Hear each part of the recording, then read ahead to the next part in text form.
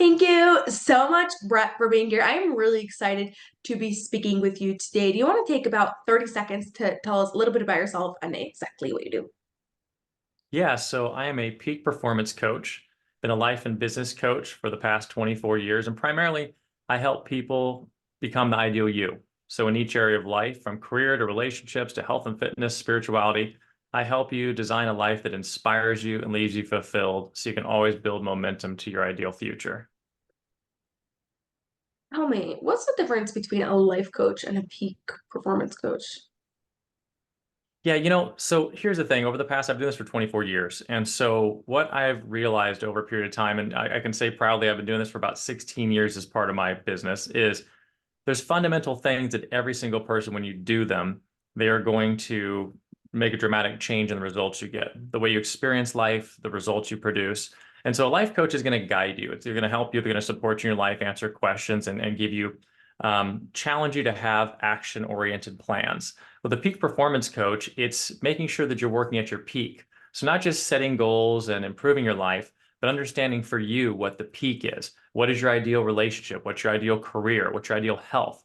And knowing like, oh, I'm not at my peak. So knowing where you can go and stretch to, and also recognizing clearly self-detecting when you're off path so you can get back on path.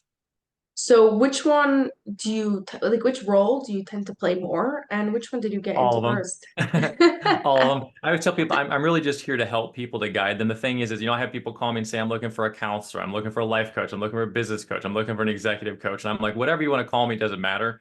I'm going to get Okay. you where you want to go. But I help with therapy. There's a therapy side where I'm helping people get over trauma and emotional stress or improve a mental challenge they're going through, anything like that that's holding you back. And then also peaking your performance, improving and growing your business, scaling your business, improving your relationship, making your health better. So it really doesn't matter to me the title. I'd say that most often I probably get contacted for being a life coach and a business coach. But again, it ends up I work with clients in all areas of life. So it doesn't matter what doorway they come through. In my experience, you need to work on everything. People that just work on their business end up messing up their relationship and their health goes down the tubes. So you don't Yeah. want those landmines out there. Yeah, we tend to, as a society, just like view things as just like one issue, right? Like with the health, so we have a heart issue without like looking at the whole person. So I love this holistic approach. I'm curious, um, how often you find the business like playing in, as in like people come to you for the business, right? But Mhm. once they actually start working with you, how much, I guess, like percentage or like how often do you see is it really focused on business versus all the other things that are around it that are affecting the business? Yeah, great question. So I would say it's pretty even, about 50-50 that people come to me for some life coaching help or business help. Like life coaching, they usually have a health issue, anxiety, depression, they're unfulfilled by their life, stressed out or stuck. And in business, they're usually not passionate about their career, not inspired, or they feel like they're on the wrong track, or they're trying to figure out what they want to do and they're trying to scale. But the funny thing is, as soon as somebody comes in, it becomes about everything. Like you said, it's a whole life holistic approach. And really quickly, a lot of times with business, it's about money. I want to make money. I'm stressed because we're trying to get stability, some sense of inner peace, right? Or peace of mind. And with the life coaching side, it's wanting to feel like they have a purpose in life or a passion. And really, to tell you honestly, ST, what everything starts turning into is a higher purpose. I'll have people that come in that are multimillionaires. A lot of my clients are high performing executives. They're making 10, 15 million a year. They got a bunch in the bank. And they say, what would make this successful, Brett, is another 5 million in the bank or scaling my business 3x. And within 4 to 6 weeks, they're like, you know what? Life is not about the money. They're like, it's about the impact. It's about how I'm impacting my family, what I'm doing, what I'm leaving behind as a legacy, how I am helping the people in my community. And so very quickly, it becomes almost spiritual because they're like, what's my calling? What's my purpose? Where's my higher accountability? Because without that, I see most people struggle and kind of they're out lost in the ocean without a raft.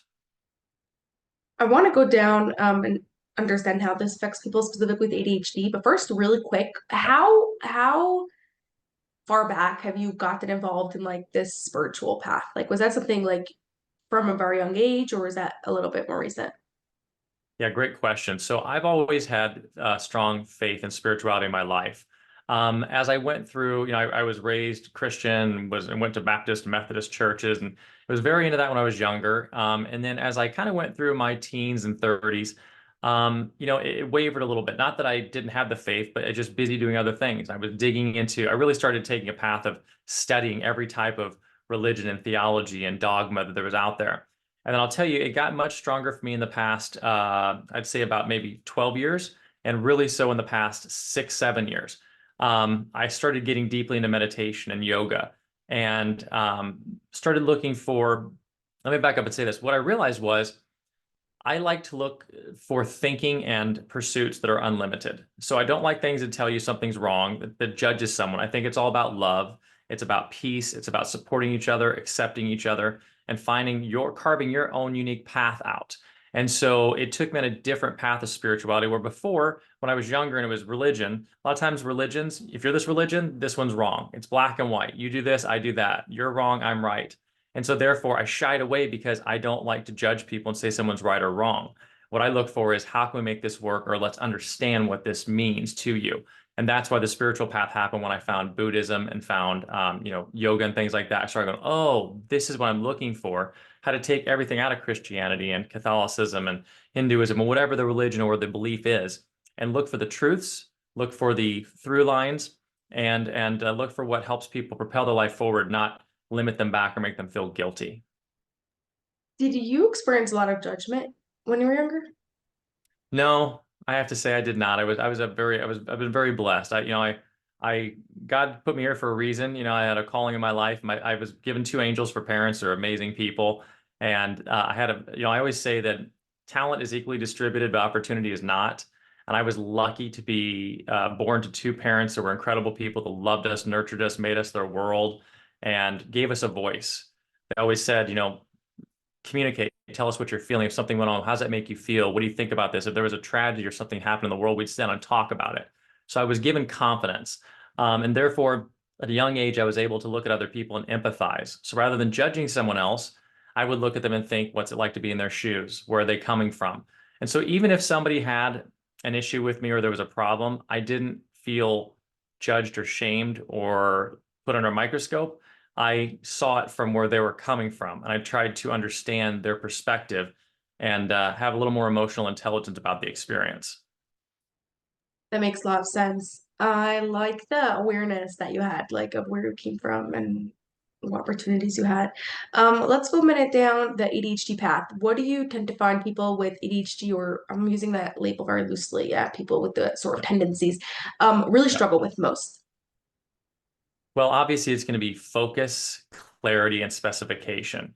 And I'll tell you, in my belief and in my work, what I've found to be true and what I coach on is the principle that all anxiety, all fear, any lack of focus, and those things, it comes from a lack of clarity. It comes from fear and a lack of clarity. You think about the biggest problems you have. Does this person love me anymore? Are they cheating on me? Am I going to get fired? Am I going to be able to pay my bills? Right? It's a fear. It's something you do not know. Once you know the answer to that thing, the fear is no longer there. You now have to execute on the solution, right? Solving that problem. It's also a lack of clarity. Do they love me and how much do they love me? Will I get fired? When will I get fired? Will I survive if I get fired? It's all this lack of clarification. So I help people to understand when you get specific in your life and you start getting clear on what you want, what inspires you, what you're passionate about, and the path that you need in order to build a life that's ideal to you, the emotional thinking goes away and you become strategic and objective in your thinking. And then you have a plan. It's like if I told you right now, ST, I can give you a plan that will guarantee you fulfillment and happiness for the rest of your life and great health. You'd be excited about it and you look at it and go, okay, how do I do it? The question becomes how, not what. What or why. And that's people get caught up. They don't know their why and they don't know what the what, and then you say, okay, well, let's get into how. Like, okay, gosh, I want to do this thing. I know I want to become the great singer. How do I do it? Find a vocalist. Here's a plan. And you start to go through all these steps. But most of the time, we're lacking that clarity of where am I going? Why am I here? And that creates it. And then the level of stress and resources around you, that I believe creates higher levels of whatever is going to present as something where it's ADD, ADHD, any type of psychosis is coming from the higher level of stress and that lack of clarity. Okay, you just said something really interesting, but I just wanted to reaffirm the first part of what you said is like often when I'm speaking to entrepreneurs and we're like trying to figure out like what's actually going on here, why they're having certain Mhm. struggles, they're like, yeah, if someone just gives me a list of step by step of what to do, like I'll be able to do this. But like Exactly. it's just the overwhelm of information and being able to figure out how to move forward. Um, you mentioned in the end, do you want to expand a little bit on that, like on how like that stress level and all those stuff create Mhm. like what do you mean by that? Yeah, so let me unpack it so that it's easy. And this is also that way people have a takeaway they can actually, an action item they can do to help them, right? Because it's great to understand the concept, but again, how do you execute it? So let's remove the stress from the conversation.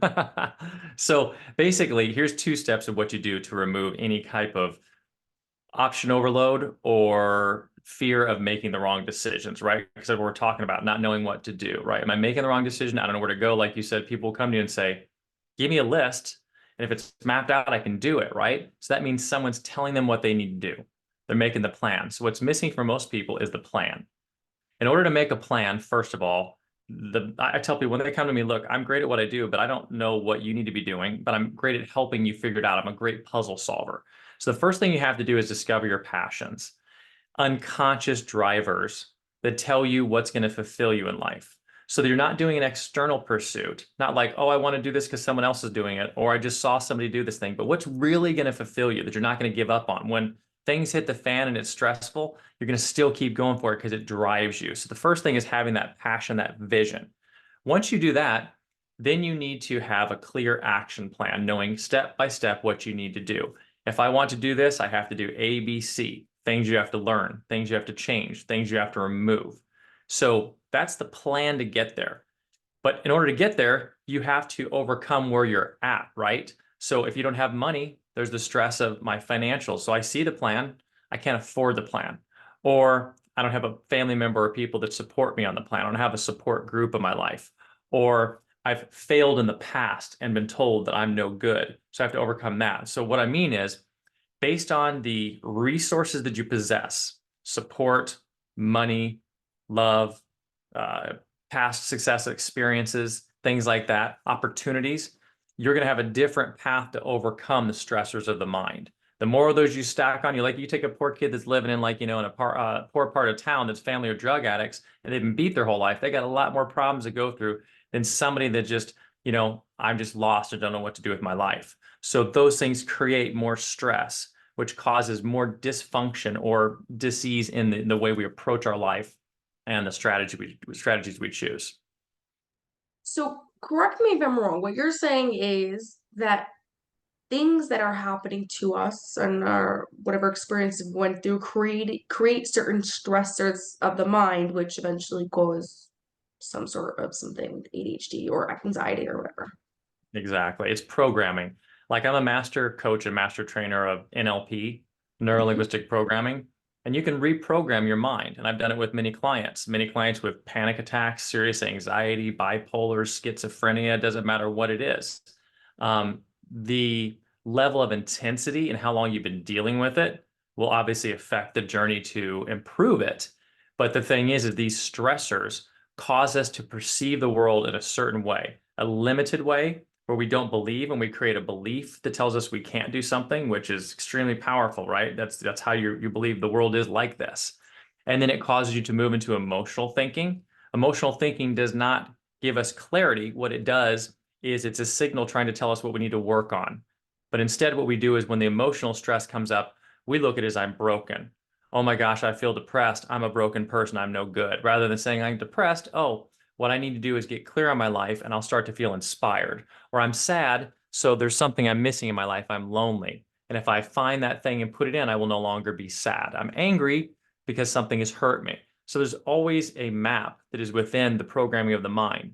Once we understand how to read that map, you systematically can reprogram each of those behaviors, those thought patterns, and that presents into better results in your life. So essentially, if we understand that emotional thinking is a sign, we have to just become self-aware of like, okay, now I'm emotionally thinking, and what is this a sign of? And then Yes. take action based on that. Emotions are a signal. They're a God-given gift. They're brilliant, and they're like stop lines, like traffic signs, right? It's like when something happens, most people get angry, and what we do, we road rage, or we throw something, we fight, or we argue with the person we love. Instead of saying like, oh, what is this telling me about myself right now? Like there's something I need to learn from this emotion so that I can communicate what I need so that this event doesn't happen again and I can better myself for future situations, right? So the emotion is a signal, but what we do is we go, I'm going to shove that down. I'm going to shove that emotion down. The other thing is so one, we ignore it because we don't, or we actually, we shove down the emotion. We don't want to do it because we don't understand it's a signal. So we want to take the action. The other thing is we repress them. And unfortunately, a lot of times, we process emotions a certain way. Like anger, under anger is sadness, under sadness is fear, under fear is guilt. So like for men, a lot of men will come to me or they'll be like court ordered to do anger management with me because they're super angry. And the truth of the matter is they're not really so angry, they're sad. And men are taught not to express their emotions. They're taught to not do that. Being angry is a very masculine thing, but being sad is not, that's not cool. That's weak.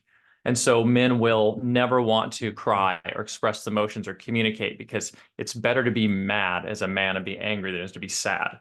So they don't want to experience that emotion. And again, they're losing both of the signals. The anger is teaching you something, it's teaching you to let go. And the sadness is saying, process this so you can heal, so they don't heal. And what happens is we're like, okay, we're angry, and then we try to work on our anger issues, but that's just working the symptom instead of the actual root cause of what's going on here. Yep. Do you Yep. have any tips or ideas on how to process or release emotions?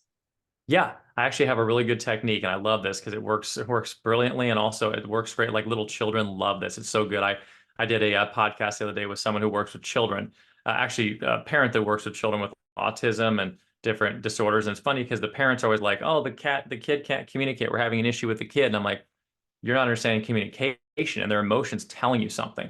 So I have this technique called Take Five and Come Back Better. Super easy. So the thing is, when you're feeling an emotion, they carry energy, right? Like if I walked into this interview and we're talking, I'm screaming and yelling, you're in a room with somebody, there's a palpable energy in that room. And like you got to move away from it. So the first thing about Take Five and Come Back Better is you take 5 minutes and you step away from that environment.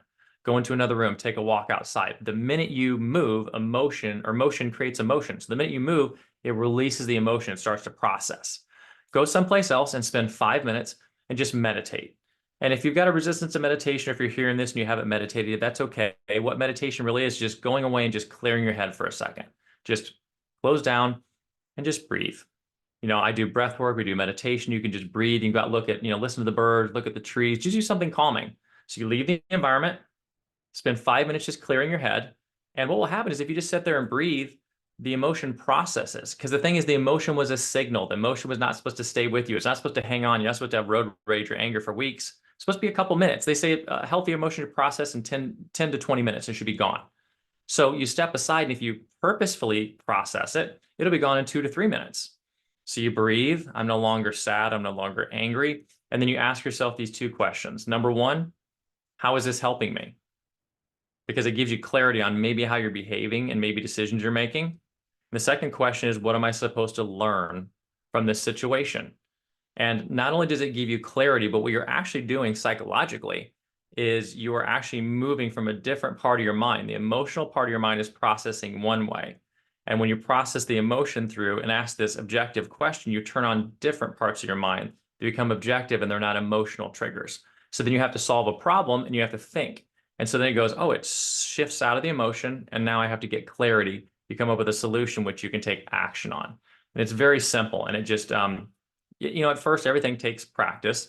But after doing this for a week, maybe do it 3, 4, 5 times in a week, you'll go, wow. And then your mind says, oh, every time I feel something, if I step aside, your mind starts to learn for you, right? The unconscious starts taking habit and goes, oh, I know when we step away, I'll come back better. And so you go and it just becomes a habit and it starts to work for you. I absolutely love that. Thank you so much, Brett. Before we get to our final question, where can people find you, connect with you, and learn more about you? Yeah, great. I think the easiest thing, you can search my name. I'm all over the place, Brett Baughman. Easiest thing is to go to my website, brettbaughman.com. I have a lot of great stuff there. I'm also on LinkedIn, YouTube, Instagram, and I do a lot of great events right now. Something that I'm really a big focus for this year is making an impact in the world and the community around me. So I'm doing a lot of amazing events, a lot of free events, because I want people to know about the power of meditation and breath work. They don't cost to do these things, to be at home and sit down and meditate or to sit and breathe, and like how much it can change your stress, which is the biggest killer we have. So if you check out my website, you'll see I have a section called Action Mastery, which is my live events. And I do breathwork journeys online for free. I do meditations every week online for free.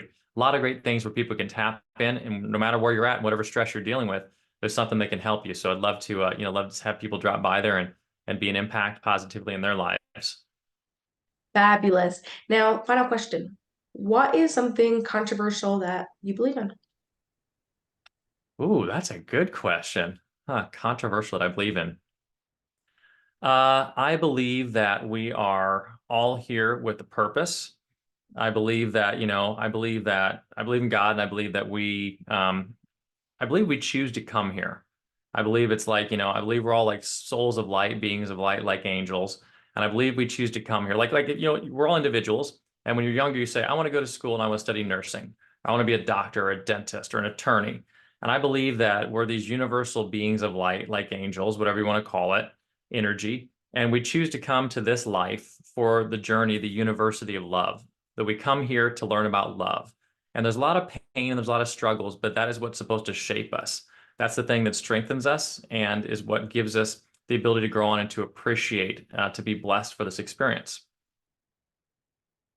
Awesome. Thank you so much, Brett. This was so much fun. I appreciate your time here today. Thank you so much, Esty. Really appreciate it. And great last question. I like that. That was a good one. And thank you so much for what you do.